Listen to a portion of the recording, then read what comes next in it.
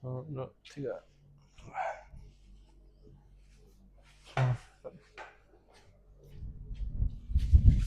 Cek. Untuk Kak, perkenalkan nama, umur, tanggal lahir, untuk informal, untuk data Oh informal. iya, terima kasih Arya. Nama saya Samsudin, pustakawan Dinas Perpustakaan Provinsi Sumatera Selatan, umur 55 tahun, sudah bergabung di dinas ini kurang lebih 4 tahun. Ini tanggal lahir. Oh iya, mohon maaf ini kelupaan. Saya lahir di daerah Tanggamus, Kabupaten Tanggamus di Provinsi Lampung, 2 Januari 1970. Pendidikan SD sampai SMA itu di Provinsi Lampung, kemudian melanjutkan studi S1 di jurusan Sejarah Universitas Indonesia dari tahun 1990 hingga 1995. Pengalaman kerja, sebagian besar waktu saya itu berkecimpung tentang kebudayaan. Saya lama di Museum Negeri Sumatera Selatan dari tahun 1997 sampai 2006 kalau nggak salah. 2006 kemudian mutasi kerja di Dinas Pendidikan Provinsi Sumatera Selatan. Tahun 2009 kembali lagi ke Museum Negeri Sumatera Selatan.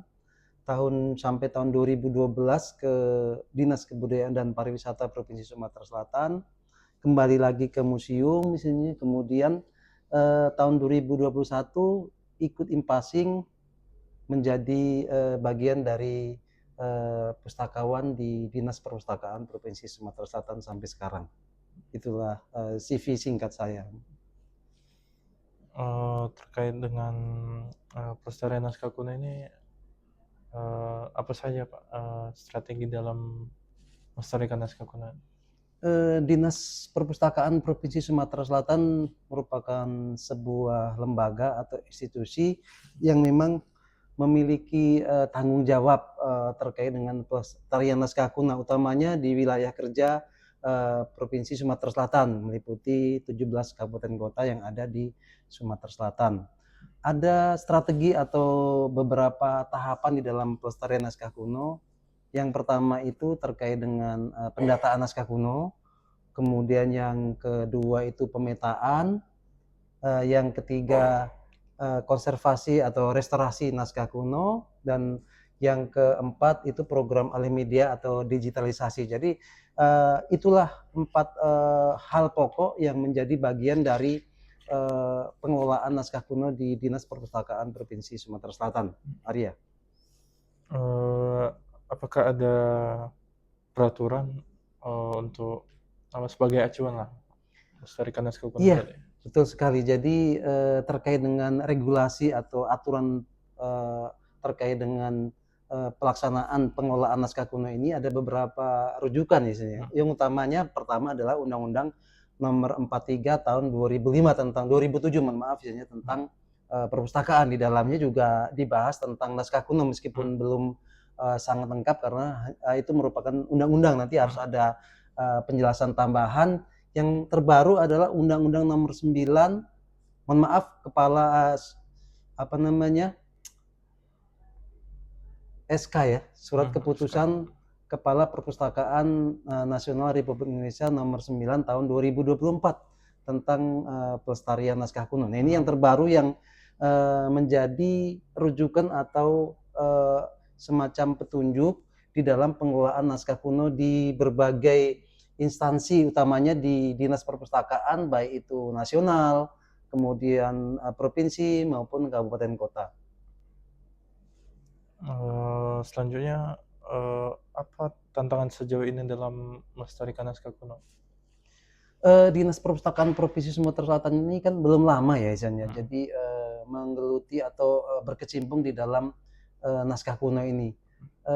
Setahu saya itu baru tahun 2025 inilah atau di akhir 2024 ada itu pun tidak menjadi bagian dari sebuah seksi atau di bawah bidang tugas secara khusus seksi, tetapi semacam menempel gitu. Nah, jadi menempel di seksi ahli media sini. Seksi ahli media ini sebenarnya kalau secara tugasnya itu kan terkait dengan digitalisasi bahan pustaka. Tidak hanya naskah kuno tetapi juga bahan pustaka yang ada di Dinas Perpustakaan Provinsi Sumatera Selatan. Jadi digitalisasi ini menjadi sebuah hal penting di dalam sebuah perpustakaan karena koleksi-koleksi yang memang memiliki nilai penting bagi sejarah, ilmu pengetahuan, teknologi dan sebagainya itu kemudian jumlahnya sangat terbatas,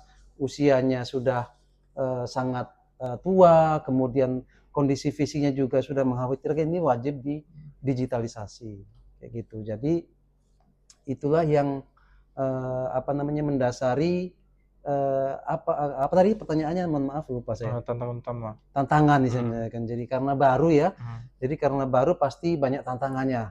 Antara lain sumber daya manusianya sangat terbatas sekali.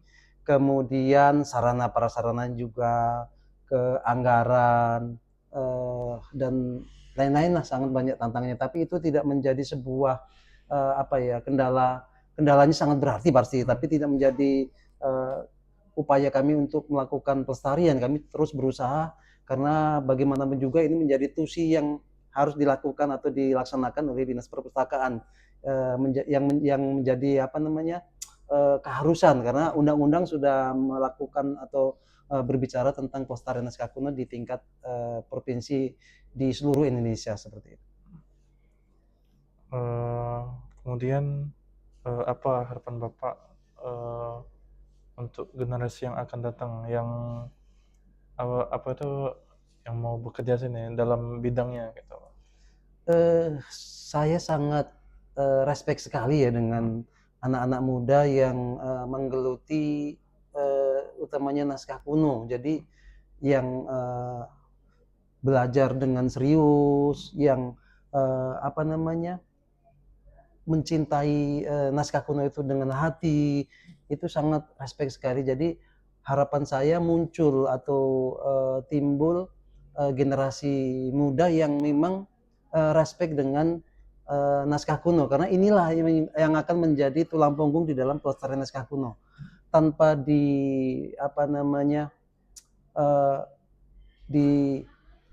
tanpa ada sumber daya manusia yang kompeten misalnya, pasti kendala itu sangat nyata misalnya kan, selain sarana prasarana dan anggaran, tapi utamanya misalnya sumber daya manusia. Kalau sumber daya manusia itu nomor satu lah misalnya, supaya pengelolaan naskah kuno ini berjalan sesuai dengan koridor atau aturan main seperti itu, Arya. Ada lagi? Bapak yang ada lebih tak yang dari Bapak? Jadi Dinas Perpustakaan Provinsi Sumatera Selatan ini alhamdulillah meskipun masih dalam keterbatasan sudah memiliki ruang layanan naskah kuno. Kami memiliki koleksi kurang lebih 7 naskah kuno yang ada di Sumatera Selatan, tetapi itu pun masih terbatas, hanya naskah Islam dan naskah Jawi. Kalau naskah Islam itu adalah naskah yang beraksara Arab dan berbahasa Arab. Kalau naskah Jawi itu naskah yang beraksara Arab tetapi berbahasa Melayu kuno. Jadi kami masih sebatas itu, masih berusaha terus untuk mengumpulkan naskah-naskah yang ada di masyarakat, yang mudah-mudahan misalnya kedepannya akan bertambah terus, karena banyak di naskah-naskah di Sumatera Selatan ini tidak terpelihara dengan baik. Belum adanya sebuah pengetahuan tentang bagaimana pemeliharaan naskah kuno. Banyak naskah kuno yang di bawah standar pemeliharaannya, sangat miris sekali. Jadi kita jumpai di kabupaten kota ini banyak naskah-naskah yang rusak, terutama naskah-naskah yang berbahan kertas, itu sangat rentan sekali. Karena dari segi pemeliharaan kan ada standarnya, misalnya suhunya 24 derajat, tidak boleh simpan di dalam ruangan tertutup, misalnya di dalam tas, koper, di rapat, itu akan menjadi pemicu kerusakan naskah, nanti akan melapuk. Demikian juga yang dari bambu, dari kayu itu rentan sekali dengan gangguan serangga, Oleh itu perlu pemeliharaan. Kalau di dinas seperti ini kan mungkin suhunya relatif terjaga, kemudian pemeliharaannya karena kita dinas ya istilahnya kan. Kalau ada hal-hal yang sifatnya ini kita bekerja sama dengan komunitas. Oh iya, kami juga Dinas Perpustakaan Provinsi Sumatera Selatan sudah melakukan kerjasama atau MOU dengan Manasa Sumatera Selatan yang kalau tidak salah ketuanya itu Bu Nyimas Umi Kalsum misalnya kan, dosen UIN Raden Fateh Palembang, sudah berjalan hampir setengah tahun ya. Jadi kami dalam waktu dekat ini juga informasi dari Kasih Bu Indah Susanti itu kami melakukan rapat terkait dengan bagaimana pengelolaan naskah kuno ke depannya, utamanya di Sumatera Selatan ini, minta masukan-masukan dari Manasa. Itu Arya.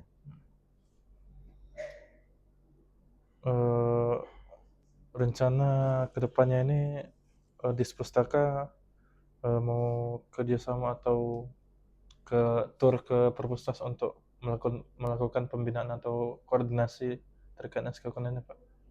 Iya, berita yang terbaru sebenarnya sudah Pak Kabid kami, Pak Ramdhani Iqbal itu sudah melakukan konsultasi ke Perpustakaan Nasional Republik Indonesia. Itu terkait dengan pengelolaan naskah kuno dan rencananya ke depannya mungkin bulan depan atau bulan depannya lagi ya, artinya bulan depan itu bulan 6 ya, atau bulan 7 itu malah melakukan koordinasi dengan Dinas Perpustakaan dan Kearsipan Provinsi Jawa Timur. Karena Provinsi Jawa dari sisi pengelolaan naskah kuno, mereka sudah membuat regulasi terkait dengan Pergub Pelestarian Naskah Kuno itu sudah kurang lebih 2 tahun yang lalu. Jadi kita pingin belajar, pingin menimba ilmu terkait dengan pelestarian naskah kuno. Ada lagi Arya? Oh iya Pak, ini kan di Dispustaka ini kan melakukan penelusuran. Nah di Puskota juga melakukan penelusuran. Ada kerjasama tidak Pak di kedua lembaga ini? Oh, di Pustaka penelusuran, kemudian Di Puskota penelusuran juga.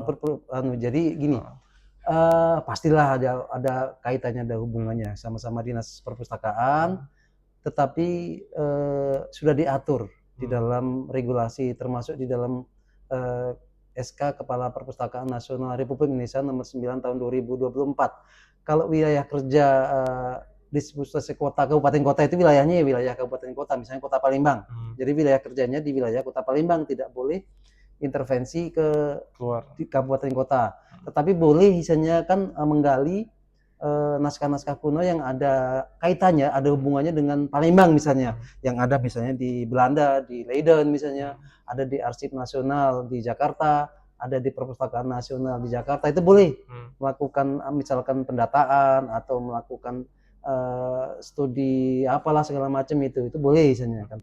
Sementara kalau Dinas Perpustakaan Provinsi Sumatera Selatan, wilayah kerjanya seluruh Sumatera Selatan, 17 kabupaten kota. Jadi apa yang sudah dilakukan kabupaten kota itu sebaiknya dilaporkan, tidak dilaporkan ke dinas kita untuk ditindaklanjuti. Misalkan terkait dengan data atau hasil identifikasi naskah kuno di Kota Palembang misalkan, itu sudah terdata berapa naskah Islamnya, sudah terdata berapa naskah Jawinya gitu. Kalau Palembang kan pasti cuma 2 naskah itu yang paling dominan, selain juga mungkin ada naskah yang beraksara Latin ya. Kalau Kabupaten Muara ini misalnya itu dominan sekali naskah ulunya, karena kalau di daerah Kota Palembang atau di sekitarnya itu aksara yang berkembang pada saat itu adalah aksara Jawi dan Islam. Kalau di maksud saya aksara Jawi, kalau di kabupaten di daerah Uluan, di daerah pedalaman itu lebih berkembang aksara Ulu kayak gitu. Jadi ya kabupaten kota melakukan pekerjaan pendataan dan sebagainya, pemetaan ya dengan terkait dengan regulasi tadi. Sementara kalau provinsi melakukannya ke semua wilayah di Sumatera Selatan gitu. Jadi cakupan tugasnya wilayahnya lebih luas. Kayak gitu Arya. Kemudian kan Bapak pernah melakukan penelusuran. Nah, reaksi warga itu bagaimana Pak? Apakah antusias? Apakah menolak untuk ini Pak melakukan penelusuran gitu Pak? Kalau naskah kuno ini kan sebenarnya bukan sesuatu yang baru ya Hmm. bagi masyarakat pemilik naskah kuno ini. Hmm. Kalau pemilik naskah kuno yang eh, dikelola oleh lembaga, misalkan museum atau perpustakaan-perpustakaan yang ada di Palembang misalnya Hmm. yang punya kewenangan terkait dengan naskah kuno ini, welcome sekali saja kan, Hmm. tidak jadi masalah karena mereka sudah teredukasi, sudah mengetahui dan sering menerima para peneliti kayak gitu. Nah, Hmm. tetapi yang menjadi kendala ini yang di daerah-daerah yang apa namanya misalnya di kabupaten kota di daerah agak pedalaman, jarang sekali dikunjungi oleh para peneliti. Nah ini kan belum teredukasi. Hmm. Jadi ada sesekali itu menganggap bahwa naskah kunonya ini apa namanya sesuatu yang memiliki kekuatan spiritual gitu, nah kekuatan supranatural maksud Hmm. saya. Jadi sesuatu yang dianggap sakral di sini kan. Tidak boleh dibuka sembarangan, harus di bulan Muharram, misalkan harus memotong kambing dan sebagainya. Saya pernah Hmm.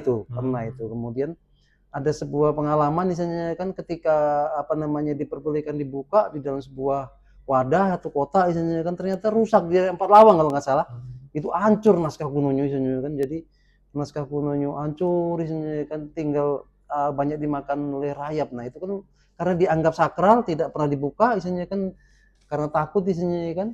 Kalau dibuka itu harus melalui ritual-ritual tertentu gitu. Nah, akhirnya ya Hmm. begitu dibuka rusak. Padahal isi di naskah kuno itu belum semuanya terkait dengan hal-hal yang sifatnya supernatural Hmm. misalnya kan. Ada memang Hmm. misalnya terkait dengan japa mantra kayak gitu. Nah, itu kan sifatnya supernatural ya. Padahal ada yang sifatnya isinya terkait dengan apa namanya? Ada sertifikat tanah, Hmm. ada surat menyurat, ada syair, ada yang kaitannya dengan keagamaan. Itu kan sayang kalau Hmm. tidak dipelajari misalkan terkait dengan tauhid misalnya ajaran Islam misalnya kan naskah Islam misalnya kan tidak pernah dibuka kan tidak bermanfaat akhirnya ketika itu datang peneliti dibuka segala macam akhirnya ada sesuatu yang menjadi sebuah kajian ilmiah para mahasiswa, dosen, peneliti dan sebagainya itu akan bermanfaat sekali gitu untuk mengungkap karya-karya besar di masa lalu karena bagaimanapun juga Sumatera Selatan ini utamanya Palembang ini memiliki penulis-penulis hebat zaman dulu. Di masa Kesultanan itu ada tokoh-tokoh besar misalnya Abdul Somad Al-Balimbani, Kemas Fahrudin, Sihabuddin itu pun terkenal sekali sampai ke Mekah sebenarnya kan. Bahkan karya-karya Abdul Somad Al-Balimbani ini Sairus Salikin 1 2, Hidayatul Asalikin itu dipelajari di pondok-pondok pesantren tidak hanya di Sumatera Selatan tetapi sampai ke Thailand Selatan di daerah Patani itu yang Hmm. juga banyak masyarakatnya mayoritas beragama Islam. Kemudian di Malaysia, di Jawa pun juga dipelajari di pondok-pondok pesantren. Jadi kan luar biasa sekali. Bahkan apa namanya tidak hanya itu sih, ada beberapa tokoh-tokoh lain yang mungkin saya agak lupa ya. Itu juga karya-karyanya luar biasa misalnya kan. Itu kan tidak harus disakralkan ya seperti itu menjadi sebuah pengetahuan yang luar biasa misalnya. Itu di luar Al-Quran ya tentunya isinya. Kalau Al-Quran itu menjadi pedoman umat Islam di dalam mengarungi bahtera kehidupan isinya untuk keselamatan dunia akhirat. Tetapi kalau karya-karya para ulama itu biasanya ya tidak jauh dari misalnya pendukung dari Al-Quran itu misalnya penjabaran misalkan Sairu Salikin itu Hmm. bagaimana memerangi misalnya hawa nafsu misalnya kan perilaku-perilaku jelek yang di dalam hati kita itu harus dilawan kayak gitu. Itu kan bagus juga kalau Hmm. kita kita mungkin di Al-Qur'an sudah ada itu tetapi Hmm. tidak secara spesifik misalnya. Kalau yang karya-karya seperti itu kan sangat spesifik jadi mendalam. Itu artinya. Eh, Kemudian lembaga ini kan apa itu berwenang menangani naskah kuno dan eh, berkaitan juga dengan Undang-Undang Cagar Budaya. Nah itu di mana Pak letak eh, lembaganya gitu?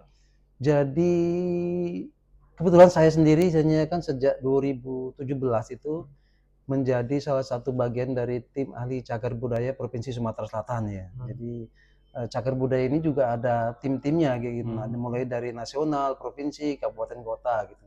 Saya sudah bergabung sampai sekarang juga masih jadi tim ahli cagar budaya. Nah, di dalam cagar budaya itu ada yang namanya klasifikasi penetapan cagar budaya. Itu ada berupa situs, kemudian kawasan, bangunan, misalnya, kemudian benda.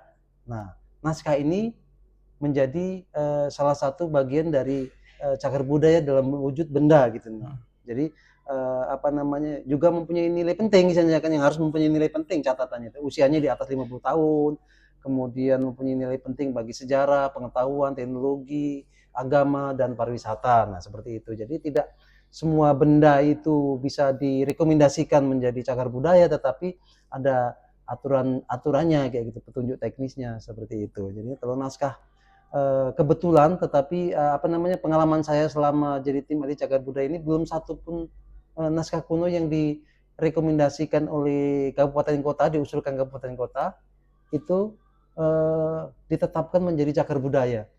Padahal potensinya itu luar biasa isinya kan. Misalkan kemarin saya pernah ke Muara Enim, itu ada naskah namanya Bebuwe ya. Bebuwe itu punya Pak Yanwar di daerah Hujan Mas. Itu berbicara tentang batas-batas wilayah di daerah Muara Enim, di daerah Hujan Mas itu pada masa kolonial Belanda. Itu kan sesuatu yang sangat langka misalnya kan data sejarah lah katakanlah itu kan sangat-sangat dari sisi cagar budaya karena mempunyai nilai penting bagi sejarah kayak gitu. Nah, jadi itu sangat layak untuk direkomendasikan menjadi cagar budaya belum yang lainnya apa namanya naskah-naskah yang ada di museum negeri, yang ada di museum SMP, yang ada di Pawas dan di kabupaten kota itu masih banyak sekali naskah-naskah yang sangat-sangat misalnya memungkinkan untuk direkomendasikan. Tetapi rekomendasi itu kan datangnya dari kabupaten kota. Kalau provinsi ini hanya menerima usulan dari kabupaten kota seperti itu.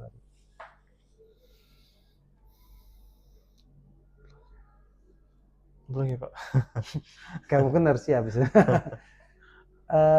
Jadi kedepannya istilahnya kan Dinas Perpustakaan Provinsi Sumatera Selatan ini terus berbenah, terus berusaha untuk melakukan upaya-upaya pelestarian naskah kuno. Antara lain misalnya berusaha untuk membuat rancangan pergub pelestarian naskah kuno, kemudian membuat SK tim pelestarian naskah kuno. Ini sangat penting karena menjadi sebuah aturan apa petunjuk ya bagi pengelolaan naskah kuno di Sumatera Selatan juga menjadi rujukan kabupaten kota misalnya kan kalau misalkan nanti Dinas Perpustakaan Sumatera Selatan merancang pergub tentang naskah kuno, kabupaten kota pasti akan membuat juga perbub atau perwali kayak gitu terkait dengan naskah kuno. Kalau tidak salah Kabupaten Oku Timur itu sudah membuat perbubnya peraturan bupati tentang pelestarian naskah kuno. Tetapi mungkin karena mereka membuat itu mendahului dari apa namanya petunjuk-petunjuk yang dari Perpusnas karena Perpusnas sendiri terlambat membuatnya baru tahun 2024. Ada kemungkinan juga ada hal-hal yang secara substantif itu tidak disentuh gitu nah tidak dimuat di dalam peraturan tersebut. Kalau sekarang ini kan sudah ada SK Kepala Perpustakaan Nasional Republik Indonesia nomor 9 tahun 2024 tentang pelestarian. Itu menjadi sebuah rujukan di dalam kita menyusun peraturan yang ada di daerah ini baik perbub maupun pergub seperti itu Arya.